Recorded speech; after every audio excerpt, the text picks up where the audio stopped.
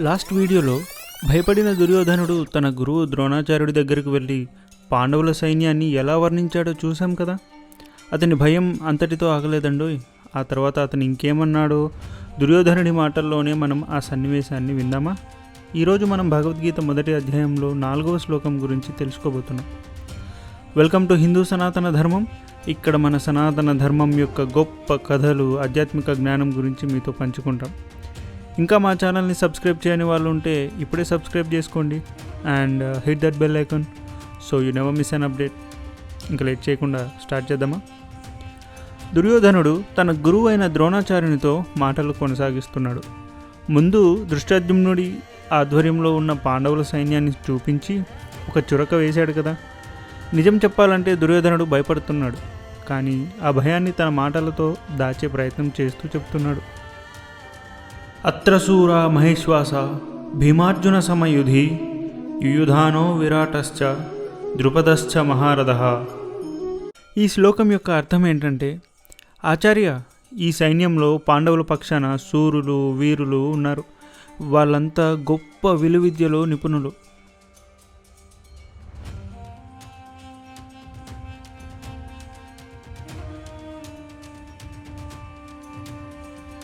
యుద్ధంలో వాళ్ళు ఎలా ఉంటారో తెలుసా? సాక్షాత్తు భీముడు, అర్జునుడు అంతటి వారితో సమానం.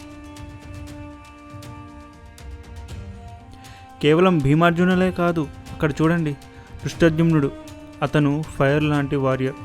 అతని లీడర్షిప్ క్వాలిటీస్ చూడండి. అతను మాకున్న గ్రేటెస్ట్ థ్రెట్లో ఒకడు. యుయుధానుడు ఉన్నాడు, అతను సాత్యకి, గొప్ప యోధుడు. ఇంకా ఏంటంటే, ఇతను శ్రీకృష్ణుడితో కలిసి ఎన్నో యుద్ధాలు చేశాడు. ఇంకోవైపు విరాటుడు ఉన్నాడు. పాండవులు అజ్ఞాతవాసం చేసిన రాజ్యానికి అధిపతి ఇతడు బలవంతుడు, ధర్మానికి మద్దతుగా ఉండేవాడు. ఇంకా ద్రుపదుడు కూడా ఉన్నాడు. అతనైతే ద చారిటీర్, అంటే రథాన్ని ఎక్సలెంట్గా నడపగలడు. దుర్యోధనుడు తన మాటల్లో పాండవుల వైపు ఉన్న ప్రతి పెద్ద వారియర్స్ పేర్లను స్పెషల్గా మెన్షన్ చేయడం స్టార్ట్ చేశాడు. తన మనసులో వారి బలం ఎంత బలంగా నాటుకుపోయిందో వారి పేర్లను తలుచుకుంటూనే అతని భయం మరింత పెరిగిపోతుంది. అతను తన గురువుకు చెప్పేది కేవలం ఒక సైన్యం వివరాలు కాదు, తన లోపలి ఇన్సెక్యూరిటీని బయటపెడుతున్నాడు. ఇక్కడ మనకు ఒక లోతైన పాఠం ఉంది. మన లైఫ్లో మనం కూడా ఇలానే చేస్తాం కదా. దుర్యోధనుడు పాండవుల సైన్యంలోని గొప్ప యోధుల పేర్లు చెప్పాడు, కానీ ఆ మాటల్లో గౌరవం కన్నా భయం, అసూయ, ఇన్సెక్యూరిటీ ఎక్కువగా కనిపించాయి. అతను వారి గొప్పతనాన్ని గుర్తించినా దాన్ని బలహీనతగా, తనకు ఎదురయ్యే ముప్పుగా చూశాడు. మన నిజ జీవితంలో కూడా అంతే.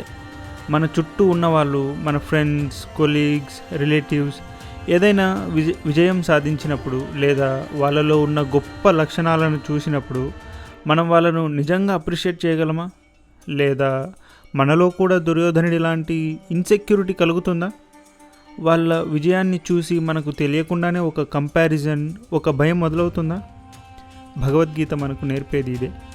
ఎదుటివారి బలాన్ని గుర్తించడంలో తప్పులేదు, కానీ ఆ బలాన్ని చూసి భయపడకుండా, అసూయపడకుండా దాన్ని మనకు ఒక ఇన్స్పిరేషన్గా ఎలా మార్చుకోవాలి, లేదా మన సొంత బలాలను ఎలా గుర్తించుకోవాలి, ఇది మన అంతరంగ శక్తిని పెంచుకోవడానికి ఒక మెట్టులా యూజ్ అవుతుంది.